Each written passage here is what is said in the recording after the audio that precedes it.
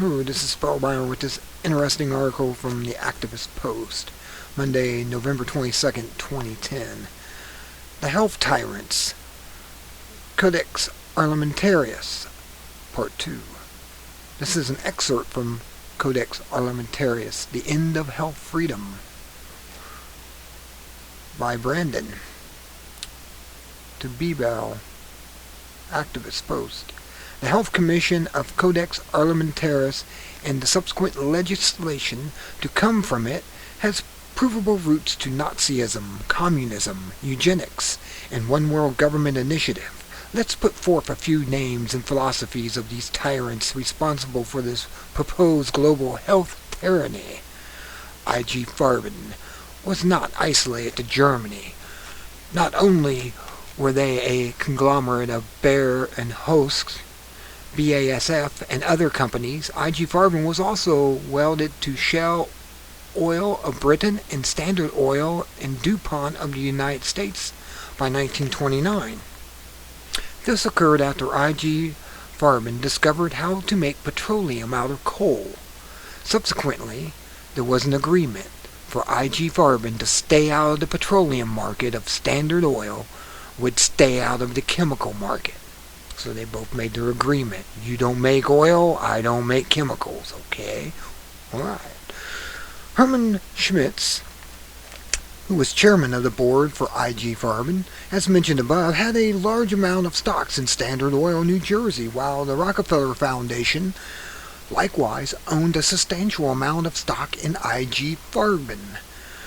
So both stocks that went I.G. Farben's holdings were completely sold off in 1962. The Rockefellers were the dominant holders involved in the transactions. This is significant because the Rockefeller Foundation and the Rockefeller family in general were major supporters not just of the Nazi regime and eugenics, but also the creation of the United Nations. Yes, the UN came from these creatures of greed and power. Indeed, the connection between the Rockefellers and the atrocities of Nazi Germany, Communist Russia, and Communist China are so plentiful as to preclude them from being dealt with in much detail in this article. The evidence is readily available to anyone who wishes to investigate and is made much easier because in large part the Rockefellers do not deny it. They're proud of it. In addition to open support for eugenics, the Rockefellers are also committed globalists, New World Orderists. Again, a philosophy which is readily admitted. Rockefeller's connection to globalist organizations such as the United Nations, the Council on Foreign Relations, the CFR, and the Trilateral Commission, to name a few, are widely documented and discussed. Indeed, it was John D. Rockefeller that donated the land on which the United Nations headquarters was built. See, this one family, created 3 different councils of world government. All 3 of these have their own hand in doing things in the government. I'm amazed it didn't mention the IMF, but I think that was a group effort from different people who joined these other organizations like the CFR, like ex-presidents. And we had some of the ex-presidents are also on the Trilateral Commission, the Bushes, see who else was there, the Bushes, the Clintons, and I'll go down the list. There's a bunch of members in that. Most of them are dead now, but they were alive, they were members. As one digs deeper and deeper into history of the United Nations and even the concept of globalization, one encounters more and more of the Rockefeller family tree along the way. It eventually becomes obvious that the Rockefellers, along with the elite families, had a vested interest in the creation of an international governing body as well as a powerful hand in its creation through organizations such as those mentioned above, specifically the Council on Foreign Relations, the Bilderberg Group.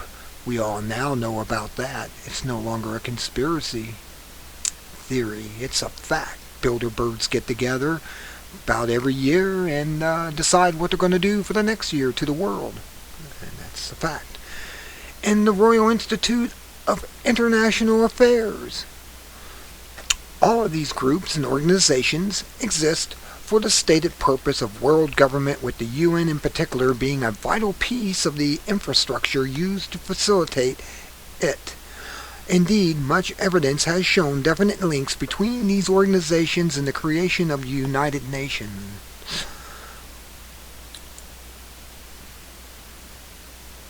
By electing perhaps even more concern and enlicing, even perhaps more concern, especially since the Rockefeller family has as much control as it does, is their obsession with eugenics. It seems that the Rockefeller family has been involved in the eugenics movement since the inception of its more modern form, which is Agenda 21.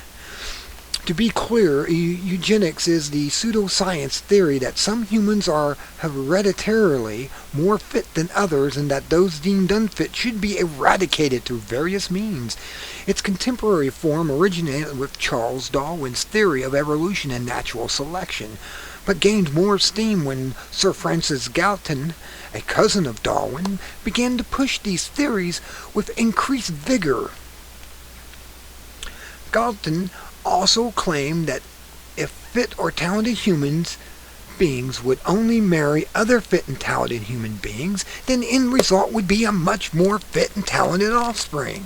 Too bad that these elitist, blue-blooded fillers didn't do that. A lot of these people interbred with their first cousins, and it came up with horrible outcomes. At the same time, Darwin and Galton's theories were being considered, the idea of heredity was being given more attention as well. Yet in just a few years, what were mainly just bizarre theories came out not to be only accepted, but turned into a mass movement of eugenics that resulted in forced sterilizations and abortions and euthanasia and even infanticide. Yes, killing of babies was a good thing in the United States at one time, basically back in the 40s.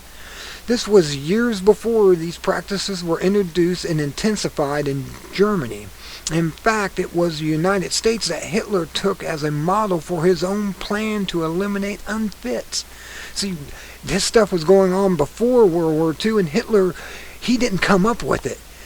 He got it from us in America, from the American side, from the Rockefellers. Man, does people really do their homework? I knew this for a long time. This is just bringing up old memories of what I studied. These practices blossomed into the years before World War II due to large-scale acceptance of eugenics in academia and the media, as well as massive funding from hereditary elite families such as the Rockefellers and the Carnegies. Yes, the Carnegies are another eugenics family. When you hear these names attached to anyone's organization, be wary of the organization. They probably work for these people if they say they're a patriot group. Though certainly not the only proponents of eugenics, these families played an immediately important role in its expansion. The Rockefeller Foundation alone funded the American Eugenics Society to a point where its own eugenics foundation, the Rockefeller Population Council, what a lovely name, was virtually indistinguishable from it. The foundation funded the Eugenics Society, which eventually changed its name to the Society for the Study of Social Biology. Yes, when eugenics became unpopular, they had to change the name, and they're still changing the name. It's Agenda 21 now. the name that it currently holds, well, they still call it social biology, but Agenda 21 is a nicer way of talking about it when they're talking in their big groups on TV and stuff, because people don't understand what that means. The Rockefellers also helped to create the subsequently funded the Kaiser Wilhelm Institute for Psychiatry and the Kaiser Wilhelm Institute for Anthropology, Eugenics, and Human Heredity. The latter was directly responsible for the coordination, funding, and implementation of the program of which Joseph Mengele worked prior to his famous experiments at Auschwitz. Indeed, many of the experiments themselves were funded by the Rockefeller Foundation via the Kaiser Wilhelm Institute for Anthropology, Eugenics, and Human Heredity.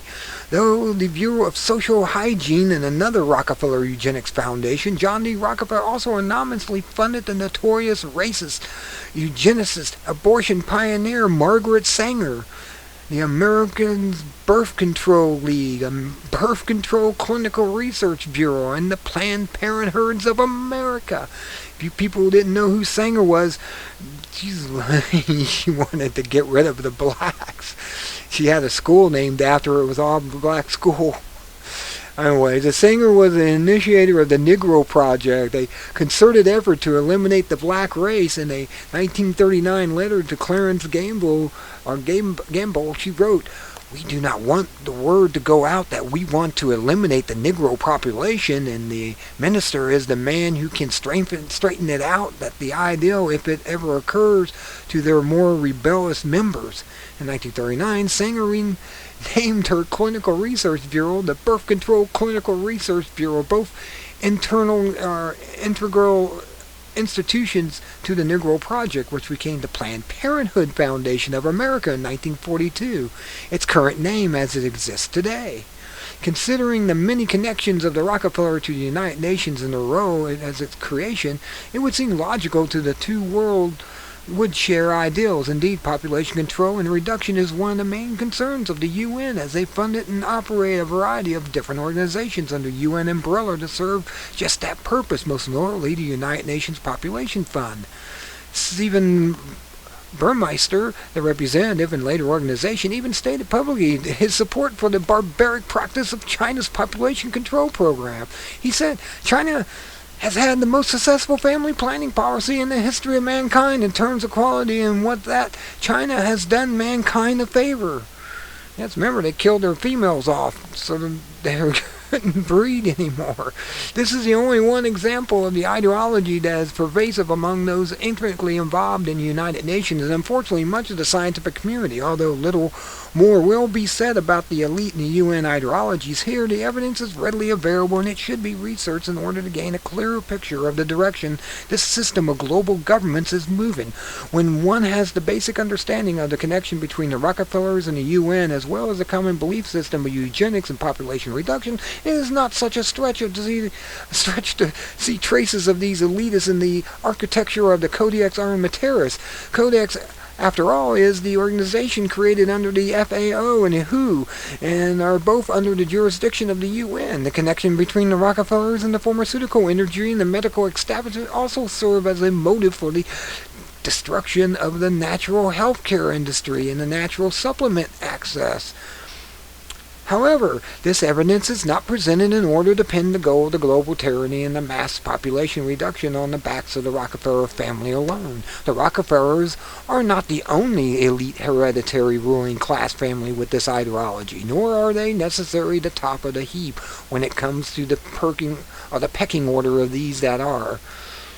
The Rockefellers themselves are only agents of individuals in even higher places, but who manage to remain unseen. Nevertheless, the Rockefeller connection to Codex should not be ignored, because in this case, as in many others, history predicts the future. The globalists plan a one-world state built upon eugenics. We're not born with Adolf Hitler, and they certainly did not die with him. And it is as alive today as it ever was. So now you see what's going on. The pharmaceutical industry isn't there to help anyone. They're there to put you down slowly and make a buck off of you. The medicines they give you are killer medicines.